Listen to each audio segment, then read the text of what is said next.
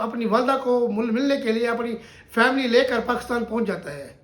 جو بھی پاکستان میں بھائی آپس میں مل بیٹھ کر رات کو مل بیٹھ کر بیٹھتے ہیں اور آپس میں پھر وہی دوبارہ اسی بات پر ڈسکشن ہوتا ہے، وراثتی زمین پر وراثتی جائیداد پر ڈسکشن ہوتا ہے، جس پر محمد اشفاق پھر یہی احتجاج کرتا ہے اور یہی کرتا ہے کہ مجھے جو میرا حق بنتا ہے، جو اسلام نے مجھے میرا حق دیا ہے، آپ مجھے واپس کریں.